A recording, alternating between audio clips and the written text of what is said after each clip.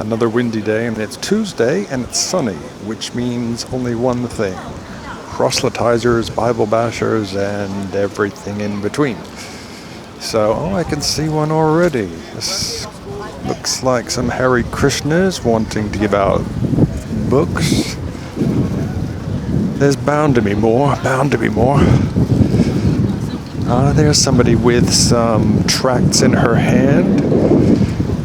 Oh, I know it. Oh, yes. Oh, they're all over the place. And I think I see Pastor Steve.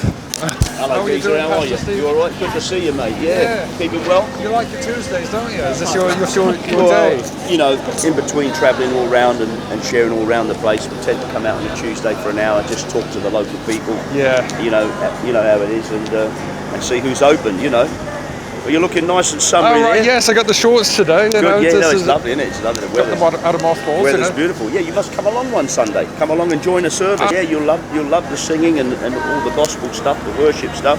Yeah. And then we'll have a bit more time to have a chat up there. Is Philip with you, the guitar guy? No, there? He's not. He's nothing to do with us at all. Oh, he always seems to be there. Yeah, good on him. He's a faithful man. I mean, he's not the most gifted singer or entertainer in the world, but you have to admire his. He's got a bit of a Dylan vibe going on. Well, very Dylan-ish, but yeah, very much so. But good on him. At least he's doing something that I believe is honourable, worthwhile. Although people make fun of him, I don't really know him that well, but he always comes out. I have chatted to him. He's a really nice guy. Nice bloke, nice bloke, and he goes to a church somewhere here. He's the only one. Yeah, he's the only one. None of the others do. And I said, well, it's a shame. They should at least come out, a few of them, to give him a bit of support, But beautiful. This is a different country. When the sun comes out, different country. Fantastic. Yeah. You look like you're on your way somewhere. Well, I was just keen. I wanted to ask you about, you were with Reinhard. For years, How do you say the last name? Reinhard Bonnke. It's an unfortunate name, yes, because obviously youngsters say, what, bonking? No, it's not. He has got an unfortunate name. Yeah, I was with him for years. I mean, I went out from New Zealand in 1983, 1984. Yeah. So I spent a year with him, because what happened to me, when I got born again, I got such a burden and a passion for people, just ordinary street people, who don't seem to know the Lord, that it overwhelmed my heart, broke me. And I would spend a lot of time praying and reading the Bible. And then when I saw Reinhard Bonnke preaching on a video, I had this burning feeling inside me that I was supposed to join him. Of course, how do you do that from New Zealand? So I wrote him a letter, and he wrote back and said, please come. And everyone around me said, well, that's just a miracle, and I guess it would be. So I went to Africa, and I spent a year with him, just watching the crusades and watching all the African, and I mean, the hundreds of thousands. I mean, if you look at spirituality, I would say Britain is bereft of spirituality. I would say predominantly the ideologies are syncretism, which is a cacophony of anything, and hedonism. Put the two together, it's like do whatever, get drunk, live a life, whatever. And materialism too. But in Africa, they're not like that. In Africa, spiritual realities are spiritual realities. Yeah. And so we had hundreds and hundreds of thousands of Africans, I mean, crowds of people coming to these massive auditoriums, and then he had a big tent, but that was too small. Then they took the tent down, and it was like, and he's preaching now to crowds of up to 1 million. And healing some of them. Oh, miracles, I've seen them with my own 2 eyes. But that's what I was in that for a whole year. Yeah. In that year, I really could begin to see that, it's not just I've got a personal relationship with Christ and I'm a Christian, which is great, but I can see Christ wants to do so much more through people in this world to minister to the poor and the sick and the oppressed, like they are in Africa. Yeah. And maybe the materially minded people just are the sicker of the two, but they're not so open. Well, don't you think, though, the Africans there, in what particular part of Africa was it? All over, mate. I was all over South Africa. I've been in Uganda, I've been in Kenya, I've been South Africa, Zimbabwe, pretty much. A lot of them have a hard life and they're quite impoverished compared to us. Third world countries. Don't you think that's taking advantage of them? Saying, you're all broken, you need a saviour, and join our church? Well, it's not really join the church, it's turn to Christ. I mean, the thing is this, I could take you to places where they're spiritual anyway. They do witchcraft, voodoo, black magic, or they follow an alternative world religion, Islam or something. I don't think you can ever remove the spirituality out of somebody's life. Yeah. You know, What does I that think, mean exactly? I Well, never I think- understood what the word spirituality. Well, I think if you look at your body, the body, Yeah. right, your soul is your mind, your will, your emotions, Sure. and your spirit, tripartite being. If you accept that, of course, an atheist will say no such thing. When I die, ashes to ashes, dust to dust. Fair enough, if that's your ideology. But if you do understand the spiritual realm, I think that's what we talk about when we say. Well, I'm open to evidence for it. Spiritual. Yeah. Yeah. Well, I guess the greatest evidence, and really the greatest evidence, is standing right in front of you, because, you know, you're a smart man. I appreciate that. I'm not gonna belittle you. But and of course, I listened to Stephen Dawkins, the God Delusion, the other day. This is what he says. He says, I've been hallucinating. Yeah. Which I like him. He's a nice guy, but he's funny. It's a possibility, though, isn't it? Well, here's the thing. I mean, in 36 years, if I've been hallucinating, and I've got 4 beautiful children, and I've been to 50 countries, and I've preached to hundreds of millions of people, I've seen blind eyes open, I've seen cripples walk, I've seen deaf ears pop open, I've seen miracles, I've seen transformations in people's lives, I've seen drug-addicted people kick the habit. I would say, my goodness, what a hallucination.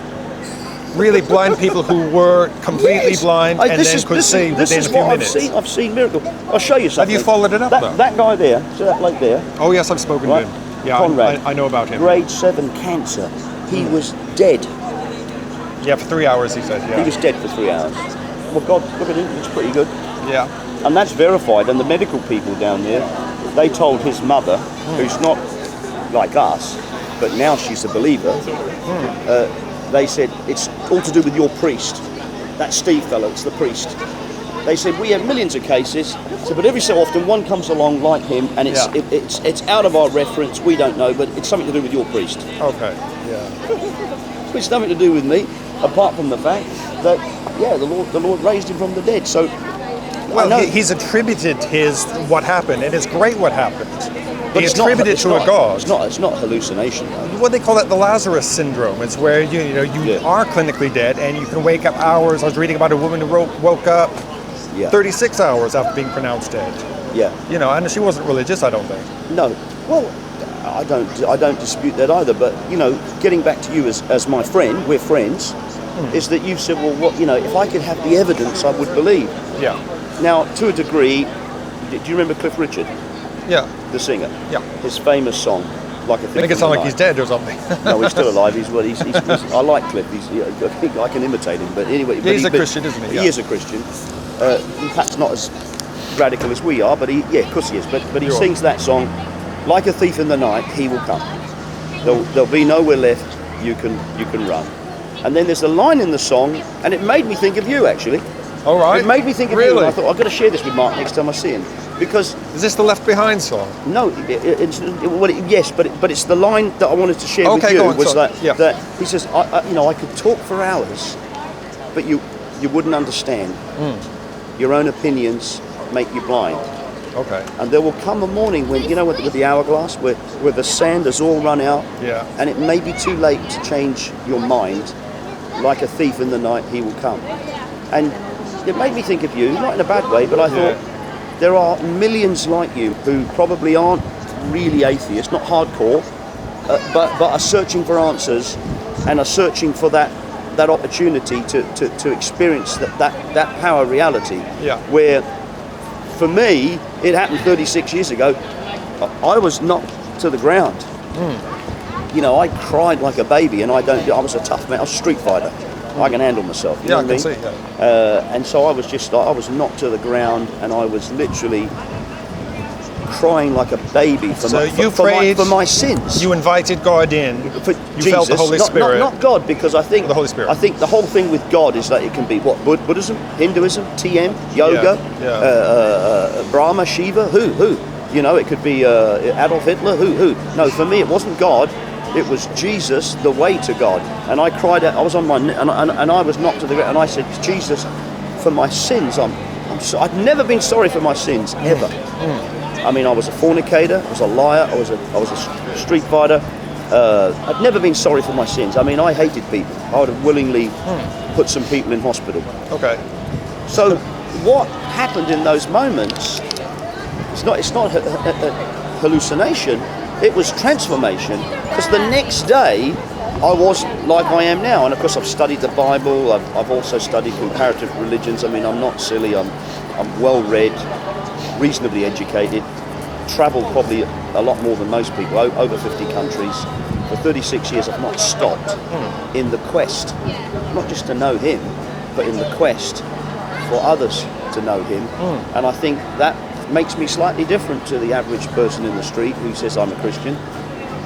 I like to walk my creed. You're an evangelist. I'm an evangelist rather than just speak it.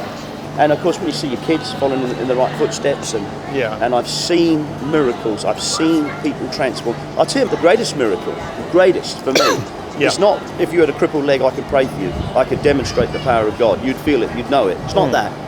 It's the transformation in your spirit, man. But I would say that would be something that you decided to do yourself. You've attributed, like this man here, you attributed it to a God.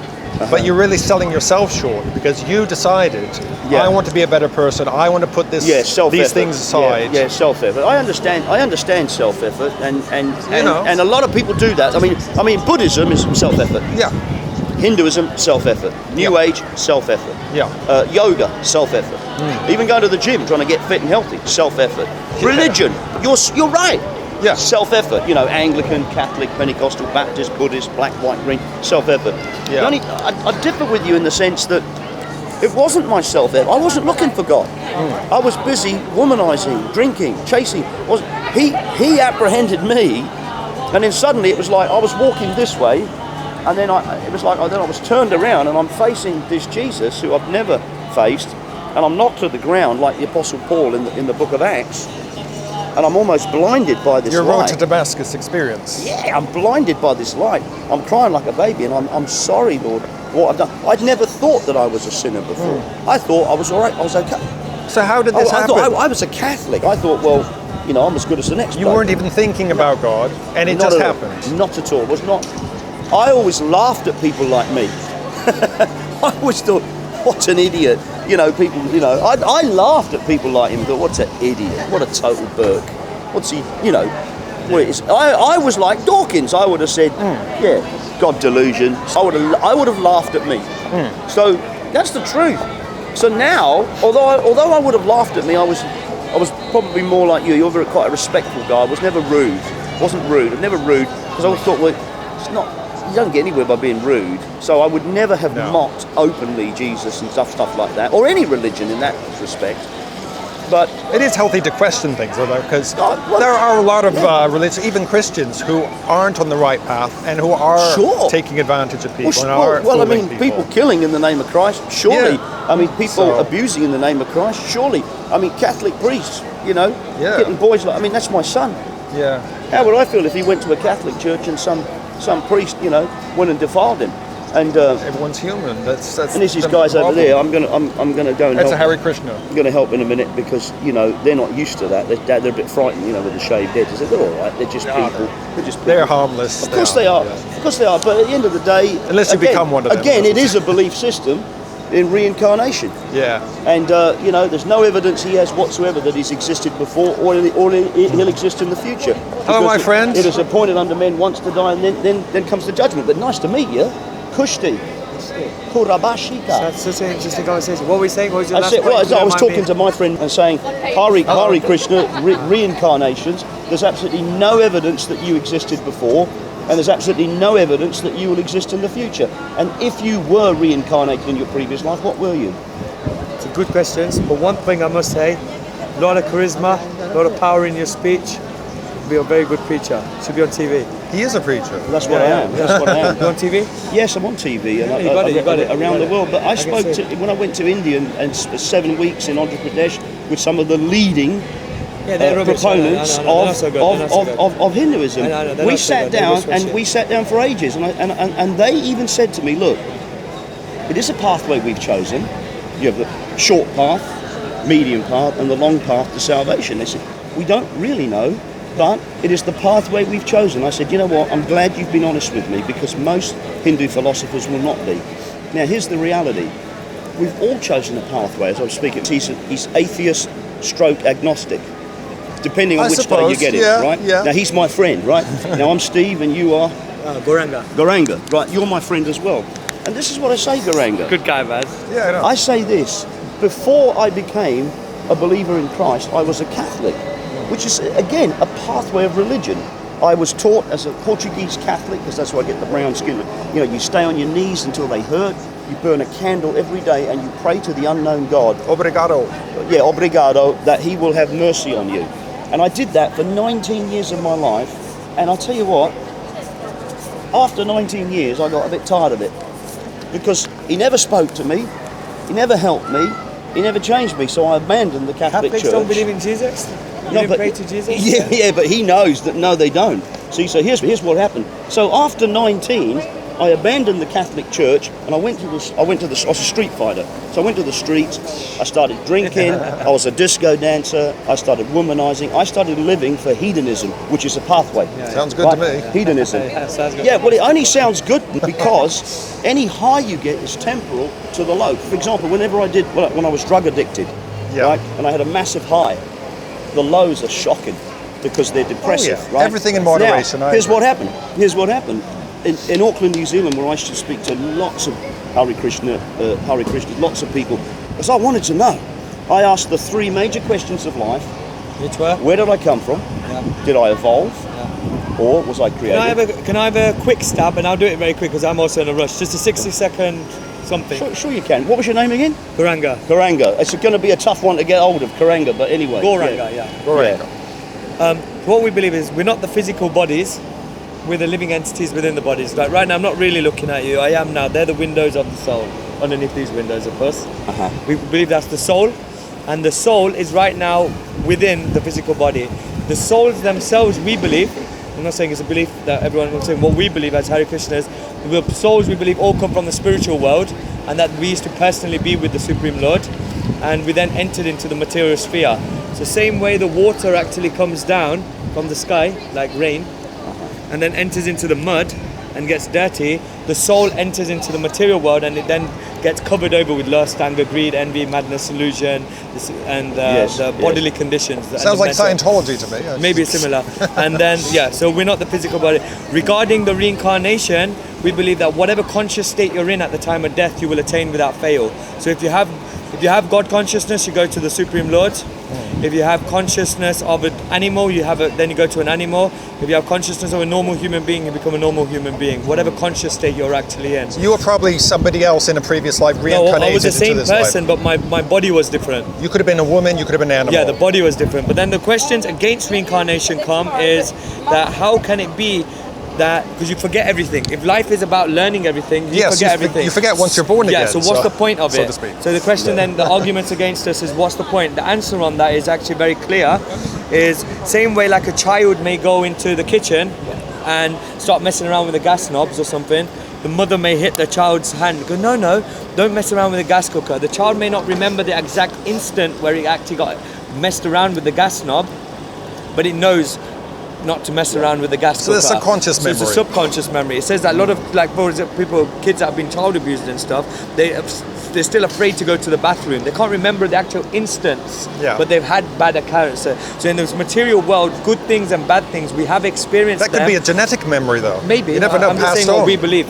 Yeah, that you can. But what we believe is that the actual soul has been in the material world since time immemorial for lifetimes. It's not that God is so shallow that he says heaven or hell, and then it's just boom, sorry son, you didn't make it. Yeah, eternal damnation, hellish life, just because of one life. No, it's all an opportunity. And then anything you spiritually get inclined in this life, so say if you do the spiritual path, but you only do 90% of it, then you still have another chance in your next life to carry on 10% of it. Well, let me ask you, Steve. I know you're in a hurry, thank you so much for that. Thank you. I'll simplify it. What you sow is what you reap. Yeah, you're good, man. What you sow is what you reap. All right. What you sow is what you reap, and it will be as simple as heaven or hell. Anyway, listen, I got to go. Thank you for that, my friend. It was good talking with you. Good talking with you. See you later. See ya. Whoa.